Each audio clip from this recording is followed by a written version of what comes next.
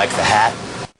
A few hundred years ago, the average Joe on the street figured the world was flat. But then the average Joe on the street also believed in fairies, dragons, sea monsters, and that tomatoes were poison.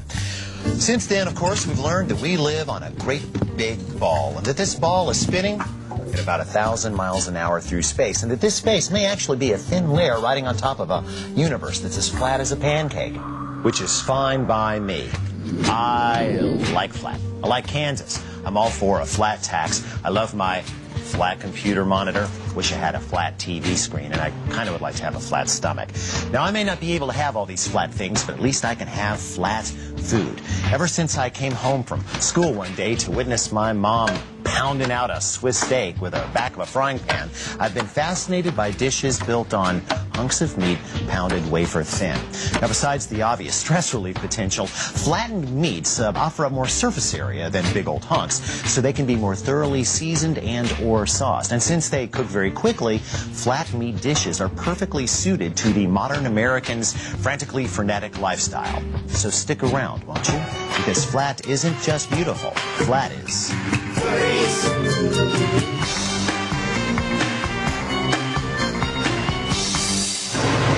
So, what could we possibly gain by flattening a perfectly good piece of meat? Well, by breaking down the connective tissue, we could certainly gain some tenderness. This is probably why our ancestors pounded so many of their meals. But today's meat critters are already pretty darn tender. Nope. What we're looking for here is an increase in surface area. Now, consider that cow over there.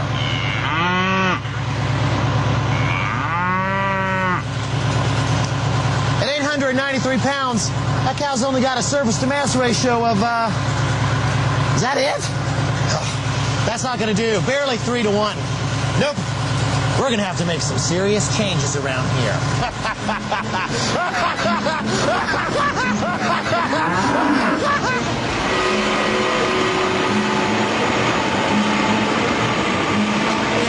Are you serious? You think they'll mind? Hey, all right. Lawyers.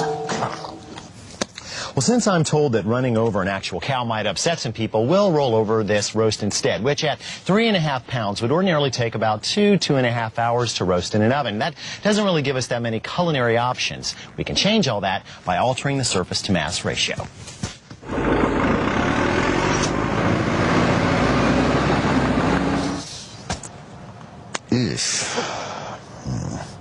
Maybe we should seek out some professional help.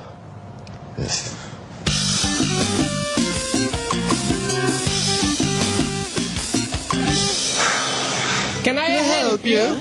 Sure. I'm looking for a tender cut of meat, flat, kind of thin. I was thinking about maybe... Scallopini, a scallop. He didn't ask for fish. A scallop, not a scallop.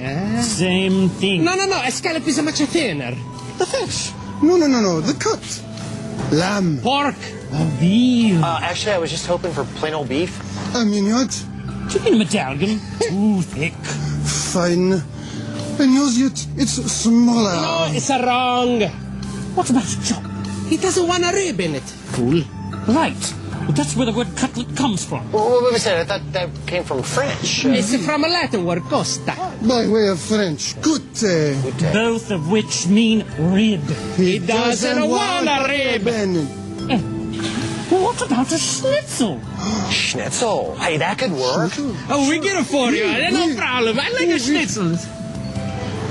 When seeking a flat cut of meat, you're likely to run into a nomenclatural roadblock or two because there are just too many words. So why not just buy yourself a big hunk of beast and do the flattening yourself? You'll save money and you might just save your mind. We got it. Where did he go? He must not have liked his attitude with the mignonette. It's you with the scallops. It's my fault. All of a sudden, it's my fault. I tell you what, it is.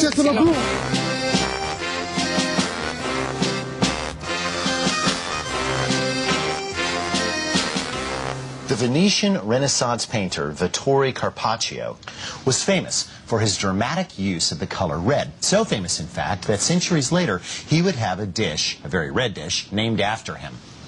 Carpaccio, which is nothing more than wafer-thin pieces of beef dressed with olive oil, lemon juice, greens, flakes of Parmesan, and capers. And yes, That's raw meat. Alton Brown. Alton Brown. This is the food police. We know what you're up to in there, and we don't like it one darn bit. You'll never take me alive, you lousy culinary cops. Never. Just cook the meat, and nobody has to get hurt. Cook carpaccio. Sacrilege. What about minute steak? Minute steak. That's crazy. That's insane. Actually, that could be kind of... You know, if we play our cards right, we could marry the minute steak concept to the carpaccio tradition. We'd have the best of both worlds. Maybe finally the Nobel Committee will recognize my contributions to humanity. Don't bet on it, Brown. The first step to pounding something thin is usually cutting it thin to begin with. Now, here I have a 16-ounce hunk of beef tenderloin, and as you can see, it is a darn tender hunk of cow, so it's going to be difficult to slice thin, at least in this state. So we're not going to cut it in this state. Nope. We're going to wrap this back up and stash it in the freezer. No, I don't want to freeze it solid. That would be a silly thing to do. But I do want to firm it up. So I'm going to park it in here for at least 2 hours. Don't go more than 3 or you'll have yourself a meatsicle. Slicing even a well-chilled piece of meat with a regular blade is a tough proposition. An electric knife will help you keep your slices nice and even and pretty thin.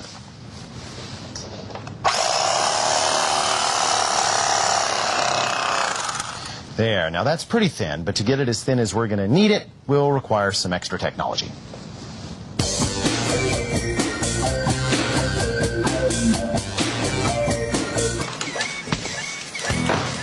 Hi, W. Hammered out any new discoveries lately? Well, actually, yes. We found that mallets with larger heads produce better results. The smaller heads require a lot more strikes, and that can lead to... Making messes like this. The hard edges are the problems. Mallets with rounded edges cause less tearing. What about materials? Wood mallets are lighter than the metal ones, so you have a lot more strikes and a lot more work. Okay, so metal it is. You know, ultimately, pounding's about controlling the strike to deliver the right amount of force. Right. Hey, you know, this doesn't look bad here at all. Well, with good reason. Because you see that... Stop! Okay, where was I? Oh. You have a matte finish that reduces the friction, a large head to evenly distribute the impact, curved edges so that cuts down on the tearing, and you have a padded handle so that it's less shock to the arm. Well, you know, the only problem with this is it looks like a unitasker, and you know how I hate a unitasker. Can you think of anything else you might do with this? Oh, well, you know, I could show you what I would want to do with it. Oh, sure. Paperweight. I got it. Hammer time. See you, W. Well, now that we are armed with a proper pounding tool, we're ready to go, right? And we've got ourselves a nice sturdy surface and a piece of meat that's thin, but not thin enough to be what the French call a paillard, which is what we're out for here. So, a pounding we will go, right? Wrong. Not quite yet. See, there's one other force that we haven't taken into account here. Friction, okay? Study your physics. Anytime a blow goes straight down and hits something, it slides, right? The blow deflects. And if that happens with a tender piece of meat in the middle of it, well, it could tear the meat, okay? Maybe not a piece of flank steak or a piece of round steak or something even chewier like my mom's Swiss steak, but this would definitely be damaged. So we need to add some slippery to the equation here, and I've got just the thing. Number 1, plastic wrap, across there, and number 2, good old-fashioned water, H2O, okay? I've got my plastic wrap down. I'm going to give it a little spritz. The meat goes down on one side. Fold over to make ourselves a little sandwich. And then I'm going to add just a little bit more water right on top. Now we pound. We don't really pound. Just kind of drop this right down into the center and then move out towards the edges. It's a lot like rolling a piece of pie dough. You know, you don't just go like this. You start in the middle and roll out in every direction to keep it even. And that's what we're looking for here. Evenness. Okay? Here we go.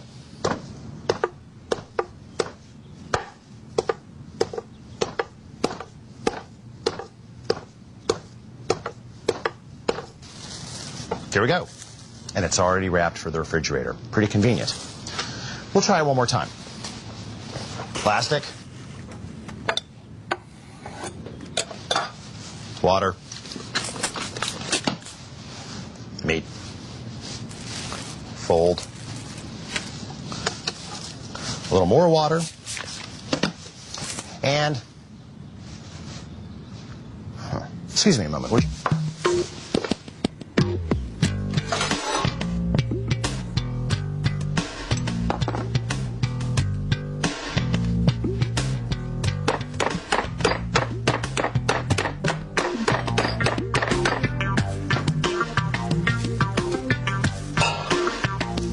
that's multitasking for you. Gotta love it.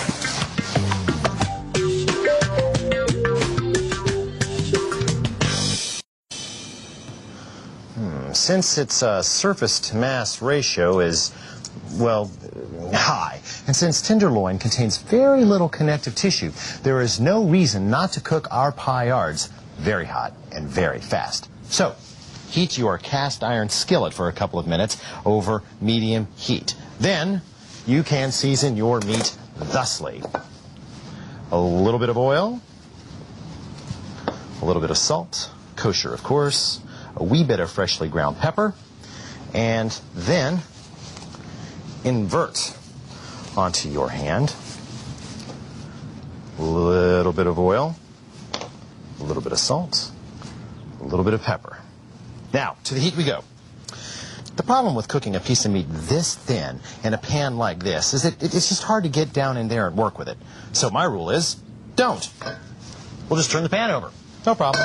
I'm going to brush on just a little bit of oil, and down it goes. It's only going to take about 10 seconds per side, so work quickly to get the other meat done. There we go. Now, by the time the third one goes down, odds are good. The first will be ready to flip. Obviously, speed is a real benefit here. There we go. That one folded over a little bit. That's not a problem. Now, as soon as they're brown on this side, and they are, let's get these off to the plate. They're still going to be a little bit red in the middle, and that's just the way we want them. To serve, just pretend it's carpaccio. Drizzle on a little olive oil, grate on some good Parmesan cheese, sprinkle on some capers. You can even put a little salad right in the middle, but keep it simple. Of course, once you've got your technique down, there are applications aplenty to pursue, like piccata.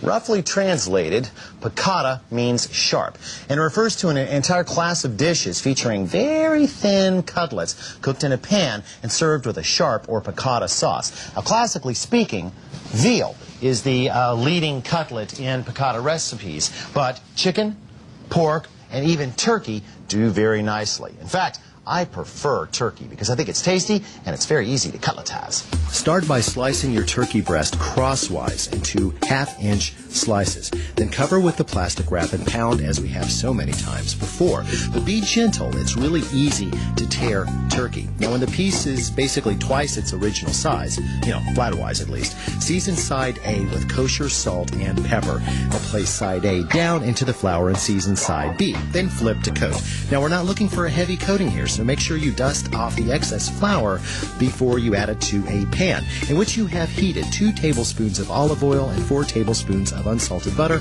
over medium-high heat. When brown on both sides, a couple of minutes each I'd say, move to a foil pouch over a heating pad set to high. If you don't have a heating pad around, you can always use this in a 200-degree oven. Now, on to the sauce. Right when the last piece is finishing up, just keep whatever fat is in the pan there and add to that 2 tablespoons of finely chopped shallots. Cook for about a minute. Then add half a cup of white wine and 1/3 cup of freshly squeezed lemon juice. Let that simmer down for 2 to 3 minutes. Then whisk in 2 tablespoons of butter. Just whisk it until it's thoroughly integrated. Nice. Move your slices off to a platter. Remember, want to make sure that they're warm and the platter is warm. And then cover with the sauce. Garnish with chopped parsley. A couple of tablespoons should do the trick. You could use cilantro if you like, but I stick with the parsley.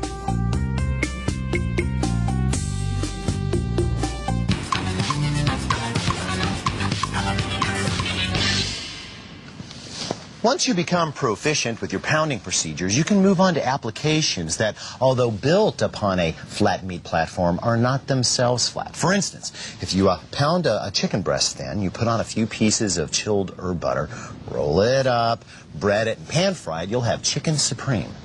Oh, sorry, you probably know it by its modern name, chicken Kiev. Comrade Brownovich, finally!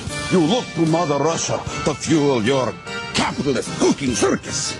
Circus? Chicken Kiev, truly a great culinary achievement named for mighty Soviet city. Not so fast, comrade. Chicken Kiev isn't from Kiev. It's not even Russian. Who is this fiery American fox? Fox? Chicken Kiev is French. Нет! Da! French food was very popular in 18th century Russia. Do not listen to this propaganda. Chicken Kiev actually got its name from a bunch of restaurant owners in New York City. New York City! They were trying to attract Russian immigrants. Pretty lady, how can you possibly know these things? Yeah. Because I am a dietologue anthropologue. Oh, then how can you hate Russian cuisine? I love Russian cuisine. I love the Russians. I spent a year in St. Petersburg in graduate school. St. Petersburg, birthplace of beef stroganoff. Yes, created for a cooking competition in the 1800s. Really? Tell me more. Yeah, it's great. I Look, would have it's it great. too. Why don't you guys go rent Dr. Zhivago? I got cooking to do. So, you know Istanbul was Constantinople. I'd read that. Yes. Chicken Kiev begins with a compound butter. Now, for those of you who may not have committed our episode, A Case for Butter, to memory, a compound butter is essentially a butter that's flavored with various herbs and spices. And this one is very, very simple. We begin with 1 stick. That's 4 ounces or 8 tablespoons of unsalted butter. To that, we add 1 teaspoon of dried parsley, 1 teaspoon of dried tarragon, 1 teaspoon kosher salt, and a 1/4 teaspoon of ground black pepper. Now, you certainly could use fresh herbs for this, but just remember, you're going to need twice as many. I like the dry stuff because I think it's a little more of it's a stronger flavor, a little bit more robust, which is good. Let's take this for a spin at low speed, shall we?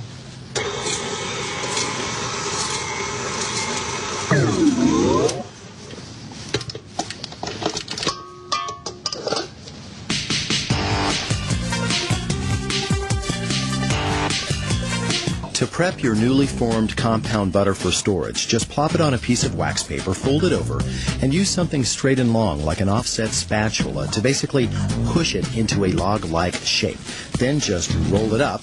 Make sure there's enough paper to go around at least twice. Then twist the ends like taffy. Now you're ready to store either in the refrigerator or the freezer. To build your Kiev, start by pounding a chicken breast nice and flat. Put in a couple of pieces of the chilled butter, about a tablespoon of panko breadcrumbs, and then roll by folding over the longest flap halfway first, then the ends, and then continuing the roll using the plastic to pull it taut. Just make sure you don't get the plastic up inside the roll. Seal it up like a sausage. There.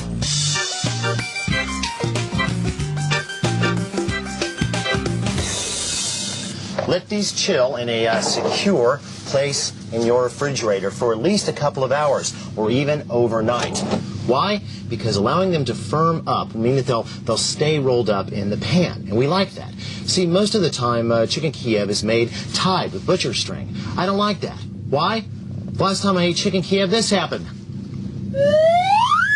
I hate that.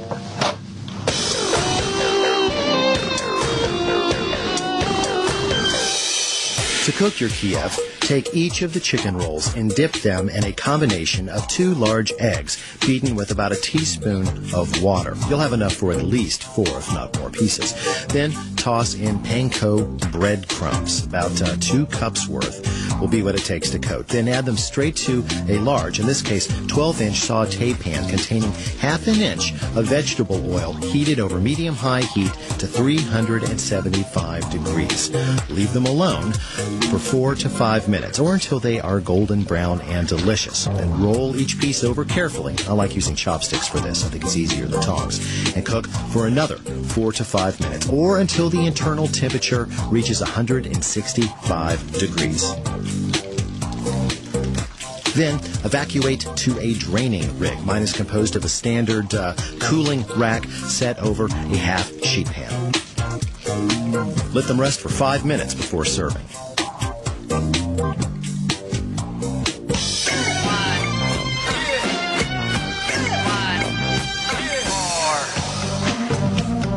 I hope that we have cleared the way for you to try your hand at some horizontal cuisine.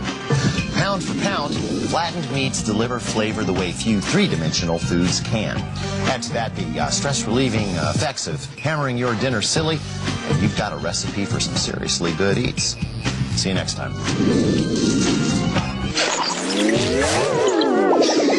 Comrade Brownovich, finally you look to Mother Russia to fuel your capitalist cooking circus.